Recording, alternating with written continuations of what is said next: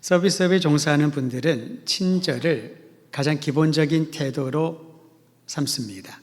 친절한 가게에 또다시 가고 싶지, 그렇지 않은 손님이 오는지 안 오는지 전혀 관심이 없는 데는 그리 재차 방문하고 싶은 생각이 없을 겁니다. 모든 사람에게 최선을 다하여 친절하게 응대하려고 애를 씁니다. 여기서 친절한 행동을 보여주는 목적은 분명하지요. 상대방을 만족시키기 위하여 그렇게 친절하게 행동을 하고 또 응대를 합니다. 한 30년 전이었던 것 같습니다. 영국에서 공부할 때 저는 브리스톨에 살았는데요. 런던에 친구가 있어서 그 친구가 저에게 굉장히 유명한 식당이 하나 있대요. 그 식당에 목사님 데려갈 테니까 한번 오라고. 그래서 시간을 내서 친구도 만날 겸 런던에 갔습니다. 그리고 데려간 데가 뭘로 유명하냐면은 불친절하기로 유명한 식당이랍니다. 보통 우리 영국 사람 그러면 영국 신사, 젠틀맨 그렇게 얘기를 하죠. 근데 그 식당은 매우 불친절하대요. 제가 설명을 듣고 들어가서 아무리 불친절한다 하더라도 어느 정도일까? 근데 가히 불친절하기에 탑을 찍을 것 같아요. 손이 왔는데 아무도 어디 앉으라는 얘기를 안 합니다. 알아서 앉아야 되고요. 와서 주문받을 생각도 안 합니다. 그래서 오라 그러면은 인상을 팍 씁니다. 그래서 기다려야 되고요. 또 주문을 했는데 우리가 3개를 주문했는데 둘이 가서 음식이 2개밖에 안 나오는 거예요. 그래서 친구가 얘기를 합니다. 이거 주문했는데 안 나왔다 그랬더니 주문이 안 들어갔대요. 어떻게 하냐? 먹든지 만들지 알아서 하래요. 굉장히 불친절한 그런 식당이었습니다. 근데 사람들이 미어 터지는 거예요. 왜 그럴까? 왜냐하면 항상 우리의 고정관념에는 친절한 사람들, 친절한 식당, 친절한 종업원들 기대하고 가다가 여기에는 전혀 그렇지 않았습니다. 제가 참 좋은 인상은 아니었죠. 인상적인 식당이라서 다음에 가면 한번 가봐야지 갈 기회가 없었죠. 그리고 한참 시간이 지난 다음에 8년 전쯤 런던에 갈 기회가 있어서 그 식당에 찾아가려고 하는데 식당 이름이 기억이 안 나가지고요. 대략 동네를 아니까 아무리 봐도 없는 거예요. 그래서 인터넷에 한번 찾아봤습니다. 런던에서 불친절하기로 소문난 식당. 그랬더니 안 나오더라고요. 추측컨대 망한 것 같아요. 그것도 정도 것이지 자기 돈 주고 와서 음식 먹으러 왔는데 사람이 왔는지 뭘 먹는지 신경도 안 쓰는 그들의 태도가 오래가지는 못하지 않았을까 싶습니다. 반대로 예전에 식당에 가면 간혹 의도하지 않고 식당 종업원들을 함부로 대하는 사람들을 볼 수 있습니다. 무의식 중에 내가 손님인데 내 돈 내고 먹는데 서비스는 당연한 거지. 그래서 종업원들에게 함부로 대합니다. 말도 하대하고요. 무리한 요구를 하기도 하고 이리 와라 저리 와라 그렇게 요구가 많아요. 근데 그분들은 어쩔 수 없이 다 잘 응대해 줘야 됩니다. 친절하게. 손님이니까요. 자신은 서비스업을 하는 사람이니까. 그 내면이 어떠한지 우리는 추측하지 않습니다. 하지만 그들이 나의 자녀여 가족이라고 생각하면 그렇게 행동하지 않겠죠. 요즘은 키오스크로 주문을 해서 종업원들에게 직접 주문하는 경우들이 많이 줄어들었습니다만은 혹여나 그런 식당을 가면은 여러분 오히려 그들보다 더 부드럽고 친절하게 대해주기를 바랍니다. 그들을 함부로 대하면은 결코 안 됩니다. 상대를 대하는 말과 행동에서 그 사람의 인품이 묻어나오기 때문에 그렇습니다. 그래서 말과 행동을 우리가 잘 점검해야 된다는 것이죠. 야고보서는요 5장밖에 안 되는 작은 내용이지만은 분량이 작습니다만은 거기에 혀에 대하여 말에 대하여 굉장히 강조하는 부분을 보지 않습니까? 우리가 예수님을 구주로 믿고 그리스도인의 삶과 진리의 복음을 품고 산다 하더라도 일상의 말과 행동이 다른 이들에게 친절하고 또 섬김의 태도를 보이지 않는다면은 뭘 전하든지 그 말을 들으려고 하지 않을 것입니다. 그리스도인의 품격인 친절은 그러면 무엇을 뜻할까요? 그 의미를 정확하게 파악하려면 성경에 사용된 이 단어의 용법을 알아야 됩니다. 새 번역 성경과 영어 성경에는 친절로 표현되어 있습니다만은 이 단어가 자비로 번역하는 경우도 자주 있습니다. 오늘 우리 읽은 본문 마지막 절에 보면은 친절이 아니라 자비로 번역되었지요. 그러니까 친절과 자비는 매우 가까운 의미라고 보면 되겠습니다. 우리 함께 에베소서 2장 7절 말씀을 읽을 텐데요. 여기에 나오는 자비는 갈라디아서 5장 22절에 기록된 자비의 열매, 성령의 열매와 같은 단어를 사용하고 있습니다. 에베소서 2장 7절 같이 읽지요. 시작. 이는 그리스도 예수 안에서 우리에게 자비하심으로써 그 은혜의 지극히 풍성함을 오는 여러 세대에 나타내려 하심이라. 자비라고 되어 있잖아요. 이게 바로 친절이란 의미입니다. 친절 또는 자비로 번역된 이 단어의 원어는 크레스토테스라고 합니다. 예수님을 뜻하는 크리스토스와 발음이 흡사하지요. 크레스토테스라고 하는 이 단어의 첫 번째 중요한 의미는 하나님의 선하신 성품을 뜻합니다. 친절은 뭘까? 자비는 뭘까? 우리를 향한 하나님의 선하신 성품, 선하신 마음이 바로 자비요 친절이라는 거죠. 저의 은사였던 신약학자 박창환 교수께서는 본문에 나오는 이 단어를 하나님의 선하신 마음으로 번역했습니다. 개역개정에는 이렇게 나와 있죠. 그리스도 예수 안에서 우리에게 자비하심으로써가 무슨 뜻일까? 우리에게 하나님의 선한 마음을 보여주심으로 라는 거지요. 그 번역을 제가 다시 한번 읽어드립니다. 2장 7절인데요. 그것은 하나님께서 선하신 마음으로 그리스도 예수 안에서 우리에게 베푸신 그 은혜가 지극히 풍성하다는 것을 오고 오는 시대에 보이시려는 것입니다. 하나님이 우리에게 자비를 베푸셨다. 다른 말로 표현하면은 하나님이 우리에게 선하신 마음을 보여주시고 우리를 위하여 선하신 행동과 역사를 보여주심으로써 우리를 통하여 우리 안에 거하시는 예수 그리스도의 이름을, 그분의 은혜를 오는 세대 많은 사람들에게 보여주기 위함이라는 거지요. 그러니까 교회의 사명은 여기에서 발견합니다. 그리스도의 사명도 여기에서 발견합니다. 믿지 않는 이들에게 복음을 들어야 될 복음 전도 대상자들에게 자비, 즉 친절을 행하는데 하나님의 선하신 마음으로 그들을 대하는 것입니다. 내가 그저 돈 받고 일하니까 아주 막 나가는 손님들도 어쩔 수 없이 억지 웃음을 지으면서 응대하는 그러한 친절을 넘어서는 것이지요.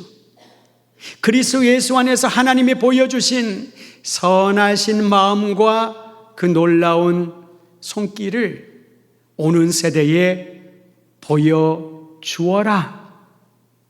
이게 바로 친절의 열매요 자비의 열매인 것입니다. 여러분 다윗을 기억하시죠? 시편 23편 6절에 이렇게 기록되어 있습니다. 내 평생의 선하심과 인자하심이 반드시 나를 따르리니 내가 여호와의 집에 영원히 살리로다. 23편 6절입니다. 하나님의 선하심과 인자하심이 반드시 나를 따르리니, 다윗은요 하나님의 선하심과 인자하심이 평생 자신을 채우고 이끌어 주신다고 확신했습니다. 여기서부터 믿음이 생기는 거죠. 하나님이 나에게 선하시다. 하나님이 나에게 인자하시다.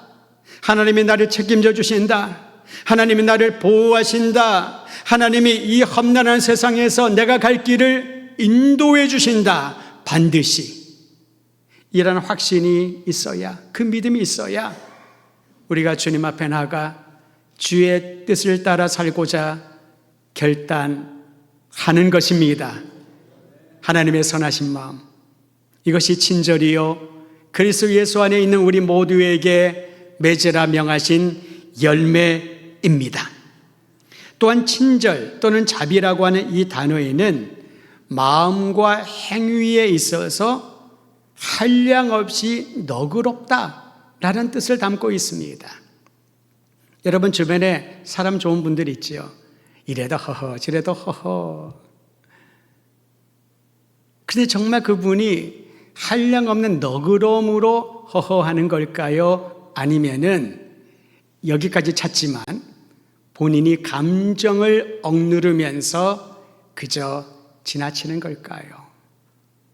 후자일 가능성이 참 높습니다.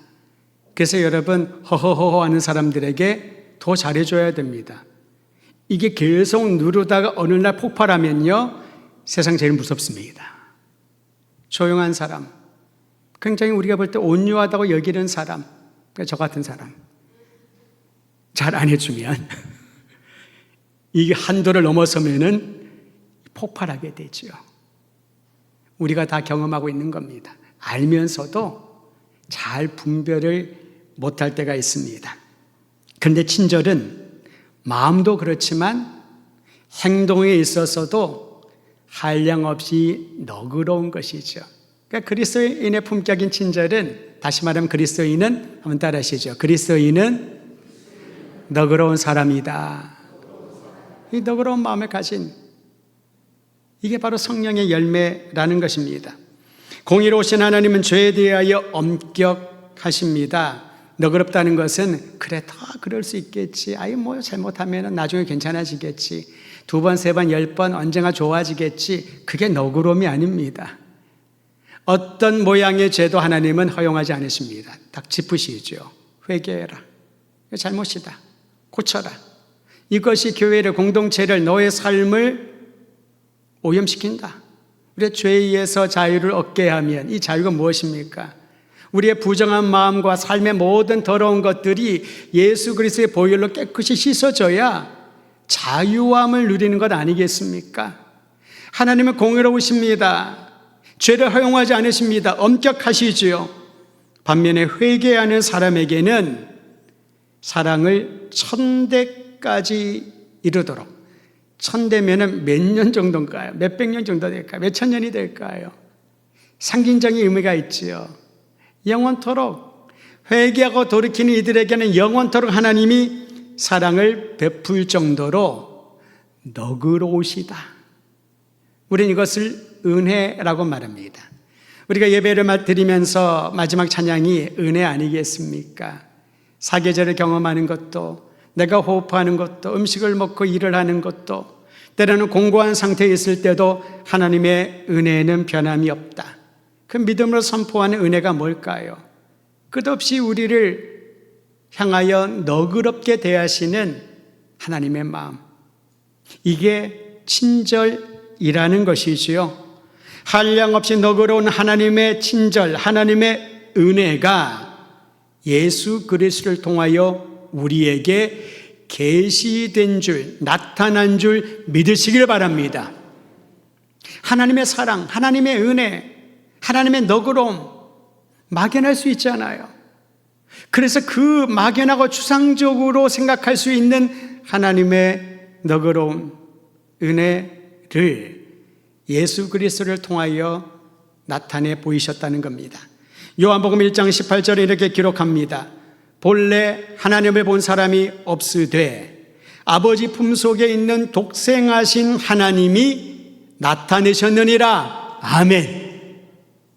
예수님을 믿으면, 예수님을 통하여 하나님의 마음, 하나님의 성품, 하나님의 계획을 알게 된다라는 겁니다. 그러니까 그리스도 예수를 나의 주님으로 인정하고 그분 안에 붙들림만 되어 살지 않으면은 아무리 분석하고 노력하고 많은 정보들을 수집을 해도 하나님의 뜻을 알 수가 없다라는 거지요. 대중들의 뜻일 수 있겠고 나의 온건한 생각일 수는 있을 겁니다. 근데 하나님의 뜻은 그렇지 않잖아요. 오직 예수 그리스도 안에서 하나님께서는 당신을 보여주셨고 그분의 너그러움을 보여주셨다라는 것입니다. 그러므로 그리스도인이라면 너그러운 예수님의 성품을 닮아 사는 것이 마땅합니다. 할렐루야. 바울은 로마서에서 이렇게 기록합니다. 15장 7절, 주께서 너희를 받아주신 것처럼 너희도 서로 받으라. 다른 말로 표현하면 주님이 너희를 용납하신 것처럼, 너그럽게 품어주신 것처럼 너희도 다른 사람들을 너그럽게 품어주어라. 쪼잔하면 안 된다는 거죠. 별것 아닌 것 가지고 시비 걸지 말라는 겁니다. 그건 내 감정의 문제이지, 하나님이 우리에게 맺게 하고자 하는 친절의 열매와는, 너그러운 삶과는 거리가 멀다라는 거죠. 죄에 대하여 엄격하지만, 세상의 가치와 비성경적인 요인에 대해서는 엄격해야 되지만, 하나님의 뜻, 하나님의 말씀에 대하여서는 여러분 그 말씀이신 예수님 안에서 사람들을 바라보거나 이 모든 일들을 넉넉히 너그럽게 볼 수 있는 친절한 그리스도인이 되기를 주의 이름으로 축원드립니다. 저는 그 영화를 보지 않았습니다만 오래전에 유명한 영화가 있었죠. 친절한 금자씨. 내용은 잘 모릅니다. 근데 하도 그 패러디한 분들이 많아서 그 유명한 데서 어떤 상황에서 그 말을 했는지는 모르겠습니다, 배우가. 그런데 이런 말이 유명하잖아요. 너나 잘하세요. 근데 친절한 것과 너나 잘하세요는 전혀 맞지가 않은데, 영화를 다 보거나 또 그 평론을 들은 사람들은 의미를 알겠지만은 저는 보지 않아서 정확하게 설명하기는 어렵습니다. 그런데 여러분, 성령의 열매인 친절은, 그리스도인의 품격인 이 친절은 하나님의 성품입니다. 하나님의 자녀에게, 주님을 따르는 그리스도인에게 장착해야 될, 품어야 될 성품인 줄을 알고, 내가 너그럽지 못한다면 본인이 알잖아요. 부탁드리건대 다른 사람이 얘기하지 마세요. 너 너무 너그럽지 못해. 너 생각이 너무 좁아. 자꾸 그런 얘기를 하니까 듣는 사람이 지적당하고 마음이 상하고 그것 때문에 감정이 안 좋아지는 거죠. 하지만 예수님 안에 우리에게 나타난 하나님의 너그러운 성품이 나에게 비추어지면 본인이 깨닫게 되는 겁니다. 본인이 알게 되는 거죠. 그동안 너그럽지 못했던 나의 성품, 주님 앞에 용서를 구하고 회개하는 심정으로 나아가 앞으로는 그리스도 안에 있는 그리스도인으로서 주님의 성품을, 너그러운 품격을 닮아가게 하소서. 날마다 그 기도 하시기를 부탁드립니다. 또한 이 친절이라는 단어를 조금 더 설명하면요, 타인의 필요를 먼저 알고 행동하는 품격입니다. 말을 해서 알 수도 있겠지만은 먼저 감지하는 거죠. 저 사람이 지금 뭐가 필요하구나. 그리고 그에게 어떤 행동을 보여주면 참 감동되지 않겠습니까? 다른 사람이 나에게 친절하니까 그에 대한 보답으로 나도 친절하게 대한다. 그건 친절의 열매가, 그리스도인의 품격으로서의 친절의 열매가 아닙니다. 누구나 다 하죠. 나한테 잘하는 사람 잘해주고 싶죠. 나한테 잘해주니까 나도 그 사람에 친절해야지. 그런 아주 초보적인 단계의 관계 형성입니다. 그러면 여기서 말하는 친절, 크레스토테스는 뭘 뜻할까요? 상대가 아무것도 하지 않아도 내가 먼저 그 사람을 포용하는 행동, 마음이 친절입니다. 때로는 그 사람이 나에게 상처를 줬을 수도 있을 겁니다. 알고 준 적도 있고 모르고 준 경우도 있잖아요. 그런데도 불구하고 그를 동일한 마음으로 품어주는 것이 친절이라는 것이지요. 그의 필요를 먼저 알아주는 겁니다. 행동하는 것입니다. 예의를 뛰어넘습니다.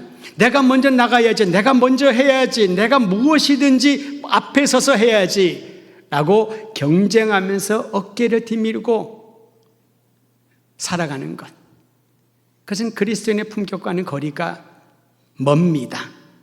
성경은 모두에게 한결같이 친절한 말과 행동하라고 명하면서 그 친절의 원천을 사랑이라고 가르칩니다. 그 사랑이, 그 근원이 있어야 친절한 말과 행동이 나타난다는 것이지요. 고린도 교회에 보낸 편지에서 바울은 사랑의 수많은 특성들을 언급을 하면서 그 중에 하나로 친절을 강조했습니다. 개역개정 성경은 이렇게 시작합니다. 고린도전서 13장 4절입니다. 사랑은 오래 참고, 사랑은 무엇이라 나와 있을까요? 온유하며. 이 온유함이라는 이 단어가 바로 크레스토테스, 친절이라는 거죠. 그래서 세번역 성경, 우리말 성경에는 이렇게 번역을 해놨습니다. 사랑은 오래 참고 친절하며, 사랑은 시기하지 않으며 자랑하지 않으며 교만하지 않으며 무례하지 않으며 자기 유익을 구하지 않으며 성내지 않으며 원한을 품지 않으며 불의를 기뻐하지 않으며 진리와 함께 기뻐하고, 이 오래 참고 친절한 사랑의 특성을 부연해서 설명을 하고 있죠. 7절에는요, 모든 것을 덮어주고 모든 것을 믿으며 모든 것을 바라며 모든 것을 견딥니다. 사랑의 원천이 마르지 않아야 오래 참고 친절하고 또 방금 읽은 말씀처럼 이러한 삶을 누리게 된다는 겁니다. 여러분의 이러한 모습을 가지고 살아가는 이가 한 사람이라도 공동체에 있으면은 사람들은 그에게서 희망을 볼 겁니다. 그로부터 위로를 받을 겁니다.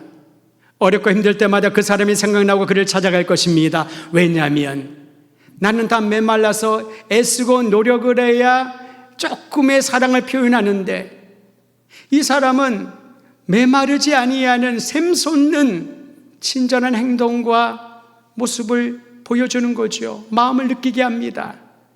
근데 그것이 바로 하나님의 사랑, 그리스도 안에서 보여주신 하나님의 사랑인 것을 알게 될 때 그를 바라보며 희망을 품게 되는 것이지요. 누구나 자신을 힘들게 하는 사람이나 힘든 상황을 맞이하면 친절하게 행동하기 어렵습니다. 노력해도 잘 안 됩니다. 내가 힘든데, 이 상황이, 저 사람과 함께하는 것이 내가 힘든데 어떻게 웃으면서 친절하게 하면서 본인이 굉장히 회의에 빠지겠죠. 야, 내 속마음과 겉이 다르다. 힘듭니다. 안 됩니다. 그럼에도 성경은 그런 사람도 받아들이고 그런 상황도 받아들이라고 권합니다. 친절한 품격으로 용서할 수 없는 사람도 용서하고 그를 먼저 받아들이라고 명합니다. 왜냐하면 예수님께서 나를, 우리를 받아주셨기 때문에, 예수님께서 나를, 우리에게 친절하고 자비롭고 은혜로운 행동을 보여주셨기 때문에, 그게 바로 십자가입니다. 오늘 우리는 주님이 초청하신 성찬회에 참여할 때, 이 성찬은요, 십자가를 향하여 나아가고 있는 주님의 메시지입니다. 눈으로 보고 내 입으로 그것을 느끼고 말씀으로 다시 한번 무장하라는 겁니다. 우리에게 하나님의 선한 마음을 보여주시고 자비로운 마음을 보여주시고 친절한 삶을 보여주신 예수님처럼 나도 살겠습니다. 지금부터 다시 시작하겠습니다. 라는 결단이 오늘 성찬에 참여하는 모든 분들에게 있기를 간절히 소망합니다. 한결같은 사랑으로 우리 모습 있는 그대로 용납하시고 은혜를 베푸신 예수님을 믿고 따르는 우리들이 이제는 친절한 품격을 이 세상에 보여주어야 할 때입니다. 지금부터 주님을 바라보면서 너그럽고 그리고 풍요롭게 하시는 하나님을 기억하며 선하신 주님의 마음을 전달하는 우리 모두가 되기를 주의 이름으로 축원드립니다.